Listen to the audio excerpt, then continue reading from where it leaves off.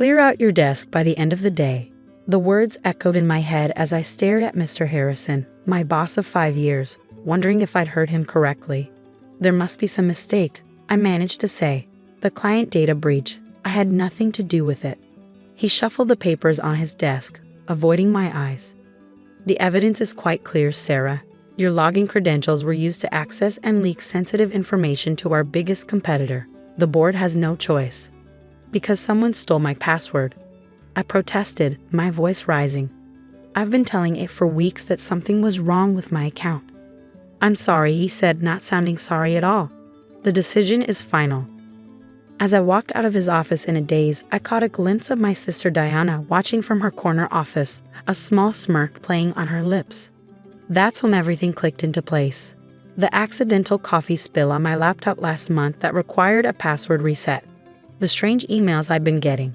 The way Diana had been quietly undermining my projects while cozying up to the board members.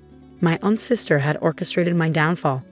I'd spent 8 years at Maxwell Technologies, working my way up from entry-level analyst to senior director of operations. Diana had joined 3 years ago, fast-tracked through management thanks to her Harvard MBA and our father's connections with the board. From day one, she'd seen me as competition. Every success I had was a threat to her carefully planned rise to the top. But I never thought she'd go this far. As I packed my belongings into a cardboard box, my hands shaking with a mixture of rage and humiliation, Diana sauntered over to my desk. Tough break, sis, she said, examining her perfect manicure. But really, did you think you could compete with me? I mean, your community college degree against my Harvard MBA? It was only a matter of time. I looked up at her, the stranger wearing my sister's face. You did this? I said quietly. You set me up. She laughed, the sound cold and brittle. Prove it. Oh wait, you can't. Because all the evidence points to you having a little side arrangement with quantum systems. Selling client data to the competition. That's career suicide. Why? I asked if I already knew the answer. Because you were in my way, she replied simply. The board is looking for a new COO. And now, with my main competition conveniently eliminated, guess who's the front runner? She leaned in close, her designer perfume making me nauseous. Good luck finding another job in this industry. Nobody hires corporate spies. I watched her strut away, her Louboutin heels clicking on the marble floor. The same floor I'd walked across for 8 years. Building relationships, solving problems, earning respect the hard way. Don't worry about references, HR told me as I turned in my badge. We won't mention the incident, but you understand we can't provide a positive recommendation. I drove home in silence, the box of desk plants and family photos sitting accusingly on my passenger seat. 8 years of my life, destroyed in a single day by my own sister's ambition. That night, I sat in my apartment, staring at my laptop screen. Diana had been thorough. She'd already posted about her likely promotion on LinkedIn, subtly hinting at the unfortunate situation that had opened up the opportunity. The comments were flowing in, congratulating her on her meteoric rise. I should have been broken. Should have been planning a move to another city, another industry, anywhere I could escape the shame of being branded a corporate spy. Instead, I felt oddly calm. Because Diana had made one crucial mistake. She thought she knew everything about me. The quiet, hard-working sister who'd gone to community college because we couldn't afford better. The one who'd never played office politics or chased promotions. What she didn't know was that I'd spent the last 2 years quietly building something on the side. Something that was about to change everything. I opened my private email account and typed out a message to Viktor Petrov, CEO of our biggest client. Dear Viktor, remember that proposal we discussed last month? I'm ready to move forward. And I know exactly how to save your company the $50 million you're losing to outdated systems. Best regards, Sarah Mitchell. His response came within minutes. I was wondering when you'd be ready to leave Maxwell. Let's talk tomorrow. I smiled, thinking of Diana's smug face. She thought she'd ended my career. In reality, she'd just freed me to pursue something much bigger. The next morning, I met Viktor at his private office overlooking Central Park. He'd always appreciated my direct approach to solving problems, even when Maxwell's bureaucracy got in the way. So he said, pouring us both coffee, I heard about what happened. Quite convenient timing, isn't it? I nodded. They think I sold client data to quantum systems. In reality, I've spent 2 years documenting every flaw in Maxwell's outdated infrastructure, flaws that are costing your company millions. And you can fix them, he asked, though we both knew the answer. I've already designed the solution. I just needed to be free of Maxwell's non-compete clause. I pulled out my tablet, showing him the prototype I'd developed. This system will revolutionize how technology companies handle client data. No more breaches, no more leaks, no more million-dollar losses. Victor studied the specs, his eyes widening. This is brilliant. But you'll need funding, a team. I have a team, I interrupted. Top engineers from Google, Amazon, and yes, even Maxwell. People who believe in the project and have been waiting for me to make my move. He leaned back, a slow smile spreading across his face. How much do you need? $50 million. In exchange for 20% of the company. He didn't even hesitate. Done.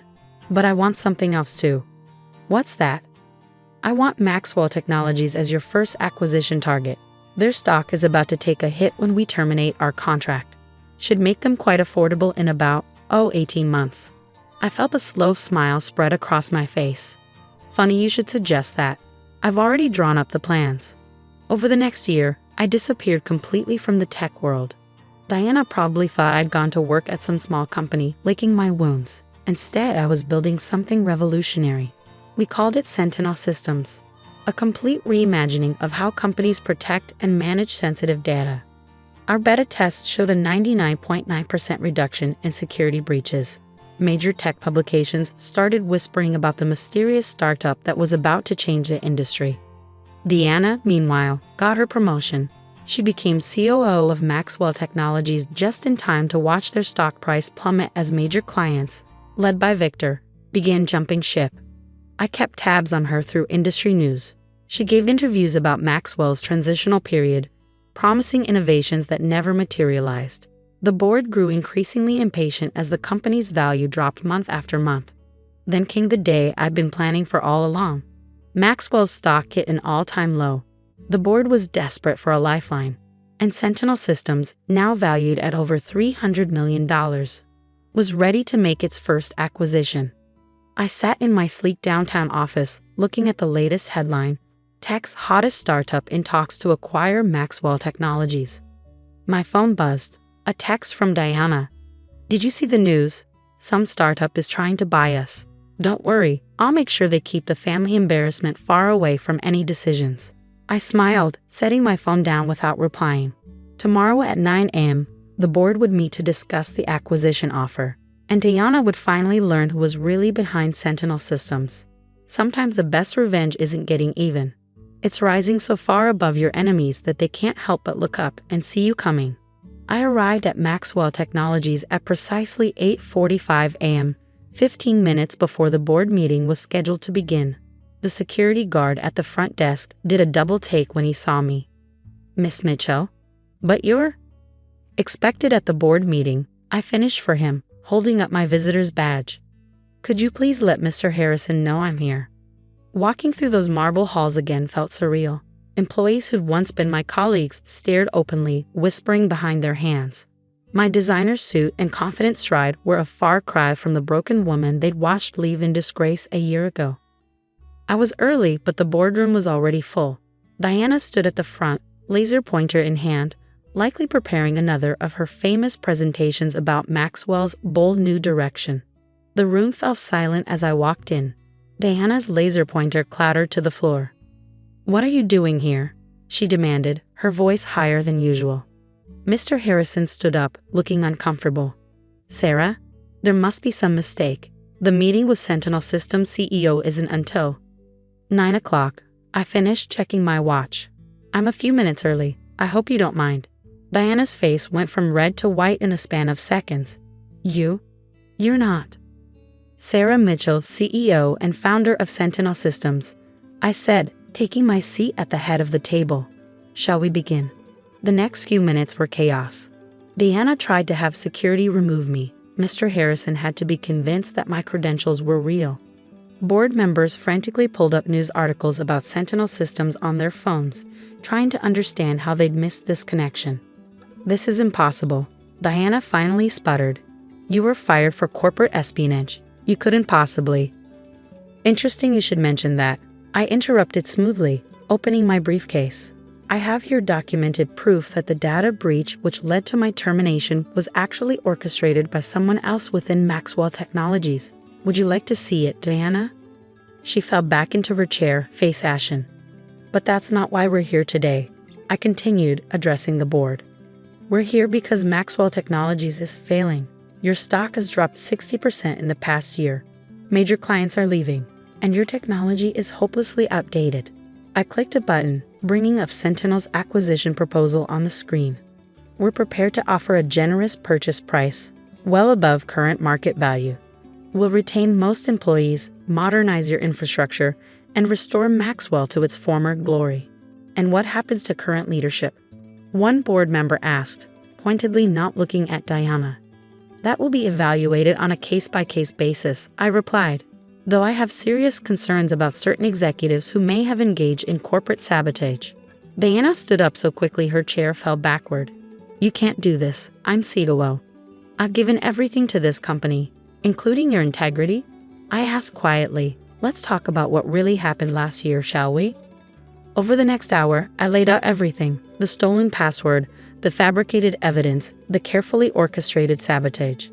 I had proof of it all, gathered meticulously over the past year by private investigators and forensic experts.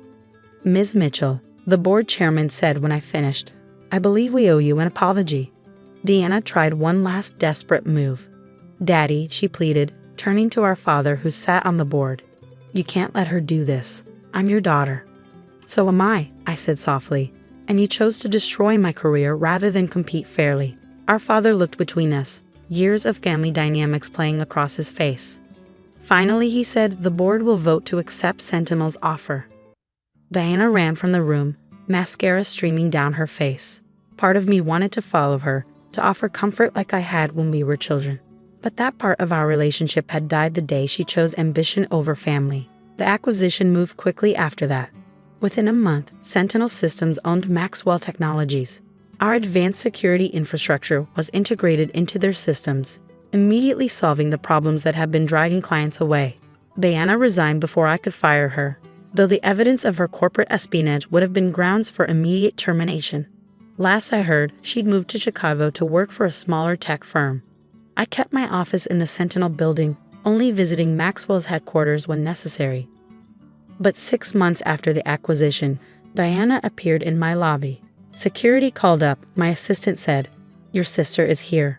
I considered turning her away. Instead, I said, send her up.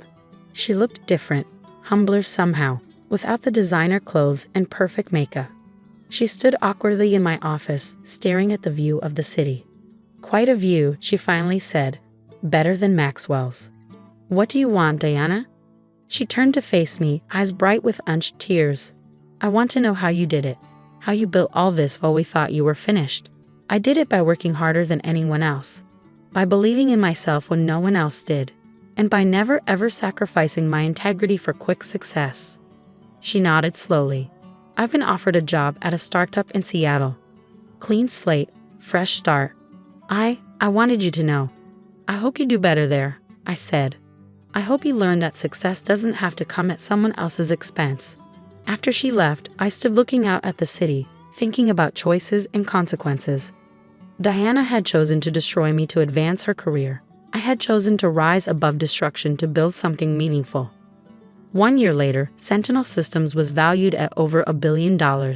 Our security infrastructure had become the industry standard. Maxwell Technologies, under our leadership, had regained its position as a market leader. I kept the cardboard box from the day I was fired. It sits in a corner of my office, a reminder that sometimes life's worst moments can lead to its greatest transformations. Diana and I see each other at family gatherings now. Things aren't warm between us, but they're civil. She's doing well at her new job, from what I hear. Perhaps she finally learned that true success comes from building things up, not tearing others down. As for me, I have a new nameplate on my desk. It reads Sarah Mitchell, CEO, Sentinel Systems and Maxwell Technologies. Every time I look at it, I remember that day Diana laughed as I packed up my desk. Good luck finding another job, she'd said. Well, I did better than that. I created my own company, revolutionized an industry, and became her boss in the process. Sometimes the best revenge isn't about getting even. It's about becoming so successful that those who doubted you can't help but witness your rise. I've never forgotten the lesson Diana inadvertently taught me. Success built on sabotage will always crumble.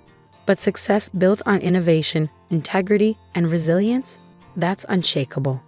Last week, a young employee was fired from one of our competitor companies for whistleblowing about unethical practices.